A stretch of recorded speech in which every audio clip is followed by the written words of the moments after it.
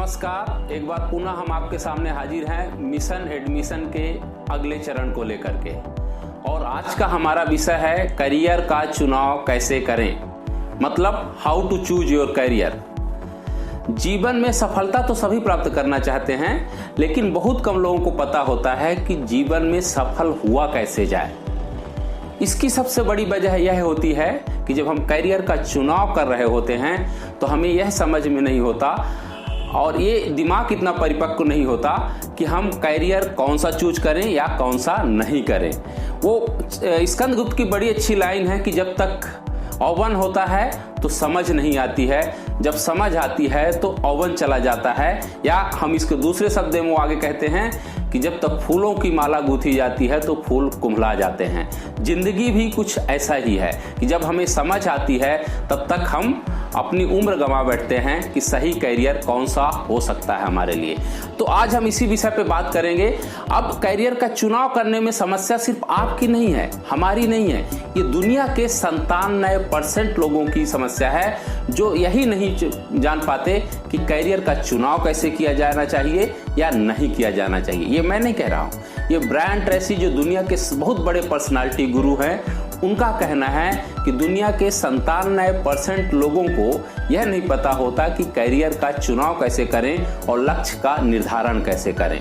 उनका यह कहना है कि दुनिया के जो 3% लोग होते हैं समय रहते सिर्फ वही निर्णय ले पाते हैं कि करियर में उन्हें करना क्या है, और जो 3% लोगों में से सही निर्णय सही समय पर ले लिया तो उनका एक निष्कर्ष है कि उसमें से 2.97% लोगों ने जिंदगी में वह पाया है जो वह पाना चाहते हैं। मसलन यदि आप प्रधानमंत्री बनने का सपना देखना चाहते हैं तो मान लीजिए आप कोशिश करते हैं और सही दिशा में कोशिश करते हैं, सही समय पर कोशिश करते हैं तो प्रधानमंत्री नहीं बनेंगे लेकिन गृह मंत्री जरूर बन जाएंगे। ये समस्या होती क्यों है? क्योंकि ये समस्या यदि हम देखने की कोशिश करें तो करियर चुनाव के मूलतः हमें जो 4 चरण दिखाई देते हैं, 4 आधार होते हैं, वो कौन कौन से हैं मैं बताने की आपको कोशिश करूंगा।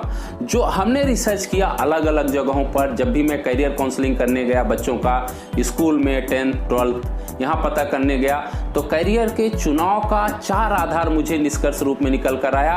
एक तो है कि जब हम करियर का चुनाव करते हैं तो माता पिता के गाइडलाइन पर करते हैं, मतलब हमारे करियर का चुनाव हम नहीं करते, हमारे माता पिता करते हैं। और माता पिता किस आधार पर करते हैं? बहुत सारे माता पिता का ख्वाब होता है कि जिंदगी में जो वो नहीं कर पाए हैं वो हम अपने बच्चों के माध्यम से करने की कोशिश करें। कैसे? मान लीजिए यदि कोई माता पिता जिंदगी में डॉक्टर बनना चाहते हैं वो नहीं बन पाए, या कोई इंजीनियर बनना चाहते हैं वो नहीं बन पाए, या कलेक्टर बनना चाहते हैं नहीं बन पाए, तो चाहते हैं कि हमारा बच्चा वही करे जिसका मैंने ख्वाब देखा था। एक तो ये आधार होता है। दूसरा आधार ये होता है कि वो आस पड़ोस में जो चल रहा है, जो माहौल चल रहा होता है, जो ट्रेंड चल रहा होता है, उससे अवेयर होकर के पेरेंट्स अपने बच्चे के करियर का निर्धारण करते हैं। मसलन मान लीजिए कि IIT और नीट एम्स का एग्जाम, जैसे बहुत सारे बच्चे जो 10th 12th के बाद करने के बाद IIT का परीक्षा देते हैं या एम्स का या नीट का परीक्षा देते हैं, तो उसका बहुत बड़ा ये होता है कि कट थ्रोट कंपटीशन जो विजुअल है, जो सबको दिखाई देता है कि 12वीं के बाद एक बहुत अच्छा करियर है। तो ये सपने सब माता पिता के होते हैं कि हमारा बच्चा IIT में पढ़े या मेडिकल में जाए। अब दूसरा सवाल होता है करियर का दूसरा आधार क्या है? करियर का दूसरा आधार होता है बच्चों का अपना स्वयं का वो पीयर ग्रुप या दोस्त जो उनके साथ 10th में पढ़ रहे हैं या 12th में पढ़ रहे हैं। मान लीजिए एक्स राहुल का कोई अच्छा दोस्त है, राहुल का दोस्त है विजय, और विजय ने एडमिशन लेना चाहा कि दिल्ली यूनिवर्सिटी के किसी अच्छे कॉलेज में कॉमर्स में उसका एडमिशन हो जाए, दोनों कॉमर्स बैकग्राउंड से 11th 12th साथ में पढ़ें। तो विजय का भी इंटरेस्ट ये होगा कि हम इस दोस्ती नहीं छोड़ेंगे, लेकिन जहां विजय जाएगा वहां हम भी चले जाएंगे। तो ये निर्णय जो होता है दोस्तों की प्रभाव की वजह से और पीयर ग्रुप के प्रभाव से हम अपना निर्णय ले लेते हैं। तीसरा जो हो बच्चों का स्वयं का होता है।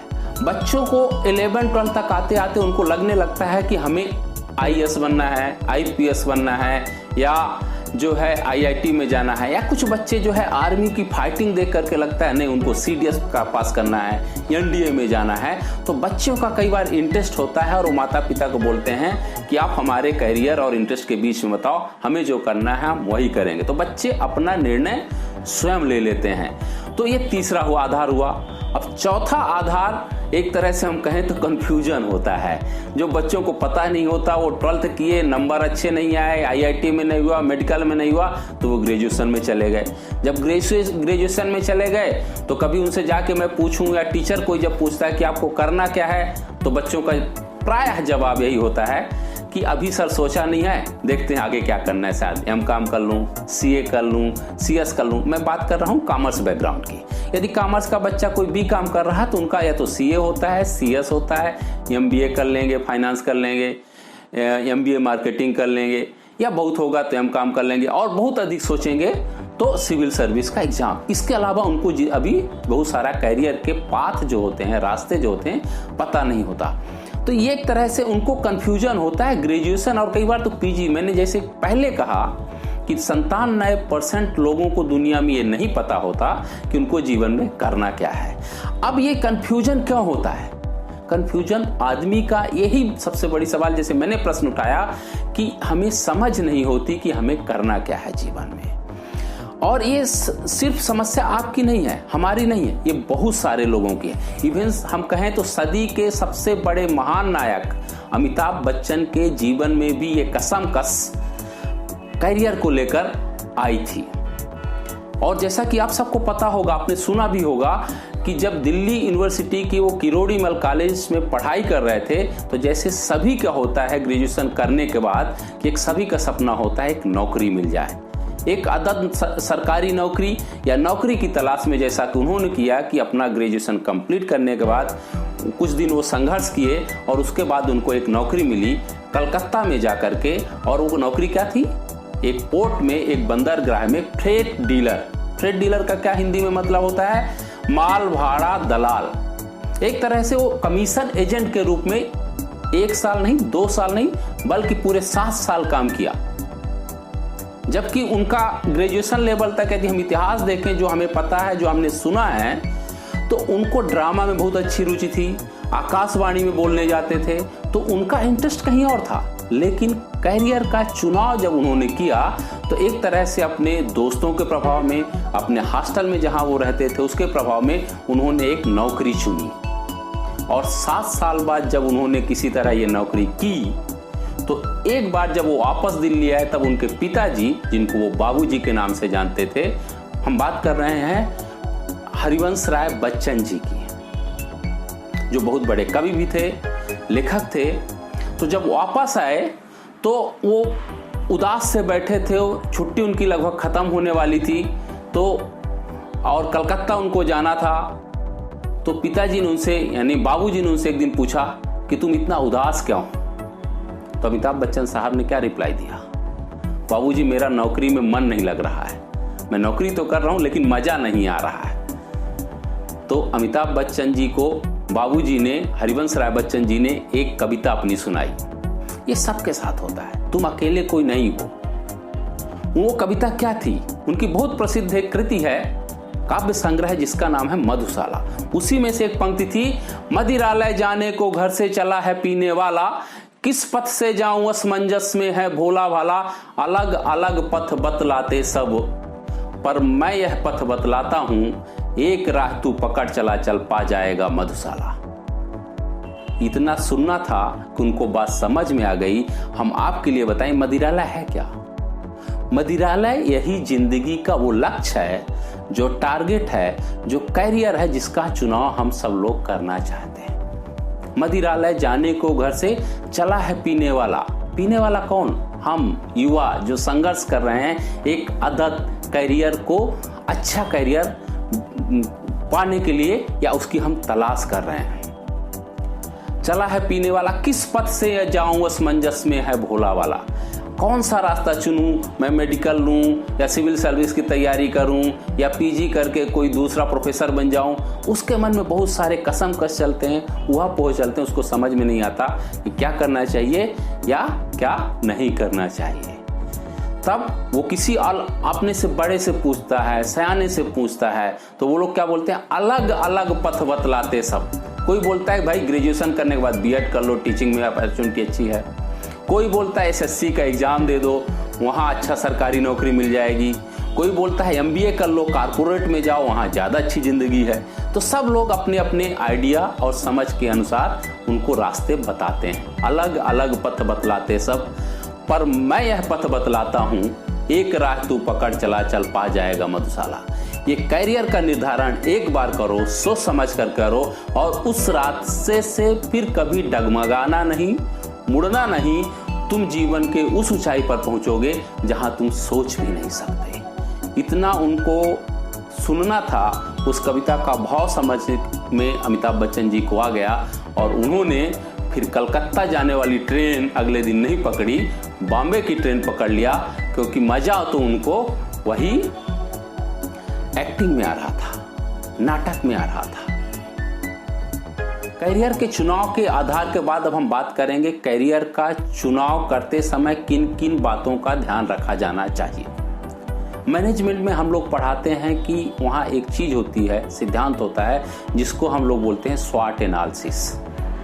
स्वॉट का मतलब है strength, weakness, opportunity and threat. Strength का मतलब है सबसे पहले आप अपनी ताकत को पहचाने।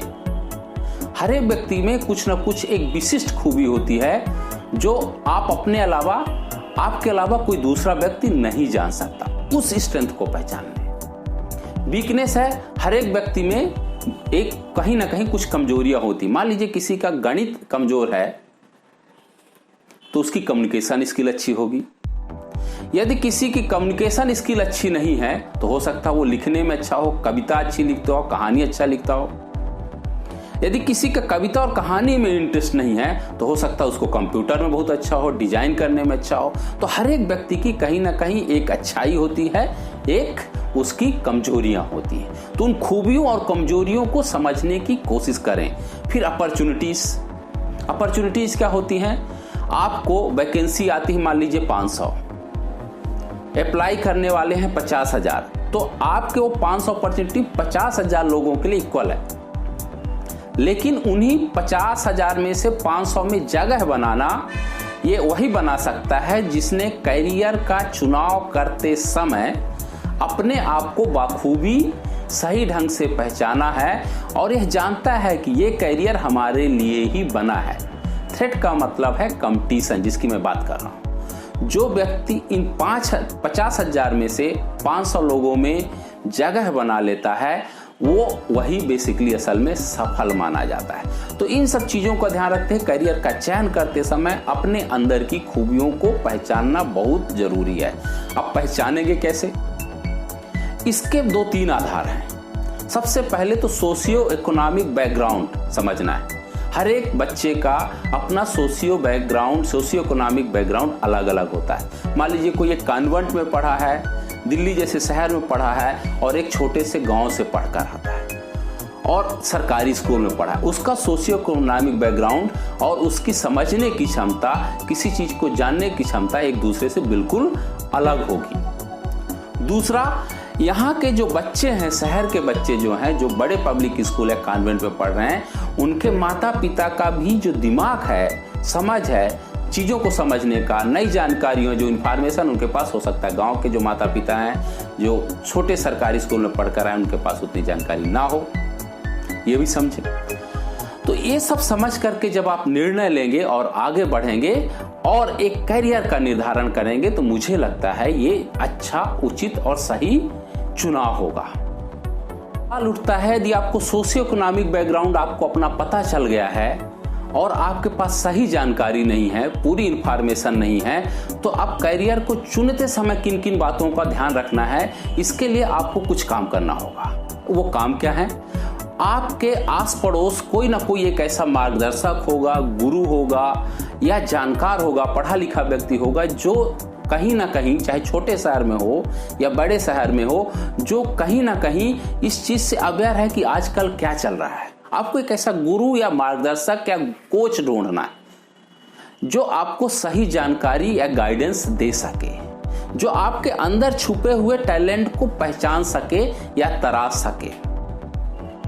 जैसे कि आपने मूवी एक देखी होगी लगान। लगान फिल्म में आप देखिए कि जब क्रिकेट का टीम तैयार हो रहा है तो वो जो क्रिकेट की टीम भारत की तरफ से तैयार होती है तो उसका जो एक तरह से कैप्टन हम कहें, जो आमिर खान साहब बने हैं, तो अलग अलग लोगों को अपने गांव से लेते हैं। उसी में से एक व्यक्ति है जिसका हाथ टूटा है, जिसका नाम है कचरा। जब उससे बाल वो डलवाते हैं तो वो क्या होता है, वो गेंद या बाल उसकी स्पिन होती है। उनको पता चल गया कि हमें तो स्पिनर अब मिल गया, क्योंकि उसको बोलते हैं इसकी बाल तो फिरकी ले रही है, मतलब स्पिन ले रही है। तो एक गुरु को पता होता है कि आपके भीतर टैलेंट क्या है। जैसे आप कोच है तो पहले आपको मैदान में 4 चक्कर लगवाता है, फिर 6 चक्कर लगवाता है, फिर थोड़ा थोड़ा नेट में प्रैक्टिस करवाता है, फिर बोलता है डिफेंस में खेलो, फिर बोलता है कि अब समय आ गया कि तुम उठा के मारो। ये कौन जानता है? ये एक कोच जो उस जीवन को जी चुका है, जो एक अनुभव प्राप्त कर चुका है और आज भी अपने आसपास के वातावरण से अवेयर है, उस टेक्निक से अवेयर है, आने वाले भविष्य को लेकर अवेयर है। वो आपके लिए अच्छा मार्गदर्शक या करियर के चुनाव में सहायक हो सकता है। तो ऐसे लोगों से जुड़ें या उनसे गाइडेंस लें। एक तरह से हम कहें तो काउंसलर की जरूरत इस समय बहुत महत्वपूर्ण है, क्योंकि नहीं तो फिर पूरी जिंदगी एक भटकाव की जिंदगी हो जाती है। अब यह है कि यदि आपने करियर का चुनाव कर लिया है तो ये चीज को समझना है कि सफलता प्राप्त करना हमें हर हालत में है।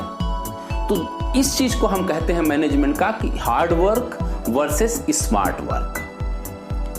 तो जो हार्ड वर्क कई बार जिंदगी में करते रहते हैं, खूब मेहनत करते हैं, वो कई बार किसी भी परीक्षा को क्रैक नहीं कर पाते, सफल नहीं हो पाते। और कुछ लोग बहुत कम समय पढ़ करके भी अपनी परीक्षा बहुत आसानी से पास कर लेते हैं। इस चीज को समझना है। अब इस चीज को समझने के लिए हमें कुछ महत्वपूर्ण चीजों की जानकारी होनी चाहिए। अब वो इस महत्वपूर्ण जानकारी क्या हो सकती है, ये मैं बताने की कोशिश करूंगा आपको। वो ये है कि मान लीजिए आप सिविल सर्विस का परीक्षा दे रहे हैं और सिविल सर्विस की परीक्षा में आपने प्रीलिम्स निकाल लिया और मेंस में आप बार बार फेल हो रहे हैं। और तो आपने इंटरेस्ट लिया अपने रुचि का विषय, मान लीजिए या किसी का रुचि का विषय है सोशियोलॉजी, समाजशास्त्र, और ट्रेंड्स जिसका चल रहा है, जिसमें से परीक्षा मैक्सिमम लोग निकाल रहे हैं, वो हिंदी साहित्य है।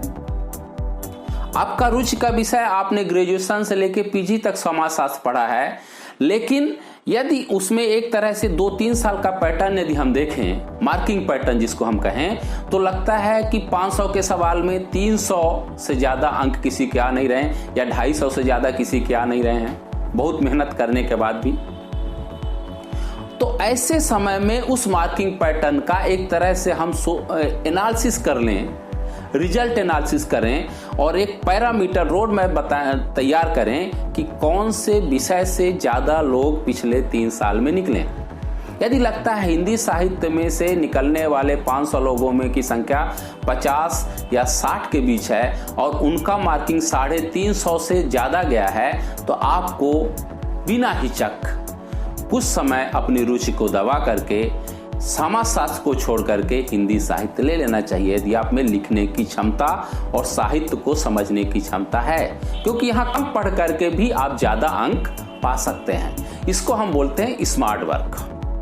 दूसरा, कई बार अभी हमारे पास एक बच्ची आई, स्टूडेंट आई, और वो 3 साल से नेट का एग्जाम दे रही है। हमने सीधे सीधे उससे पूछा कि आप किस बुक से पढ़ रहे हो। उसने जब बुक्स दिखाया तो मैंने बुक देखते ही मैडम को बोला कि बेटा जो आप पढ़ रहे हो ये एकदम फेक बुक है और इसमें से कुछ भी नेट में नहीं पूछा जाता, इसलिए कम से कम आप 3 साल से मेहनत कर रहे हो। इससे आपका नेट एग्जामिनेशन जो असिस्टेंट प्रोफेसर या प्रोफेसर के लिए होता है, नेशनल एलिजिबिलिटी टेस्ट, 3 साल मेहनत और गलत बुक को पढ़ करके आप नहीं निकाल सकते। तो यह था कि आप जो है रिकमेंडेड बुक्स जो सभी लोग पढ़ते हैं और जहां से सवाल पूछे जाते हैं, तो आप वहां से पढ़िए, तो मुझे लगता है ज्यादा अच्छा परिणाम होगा।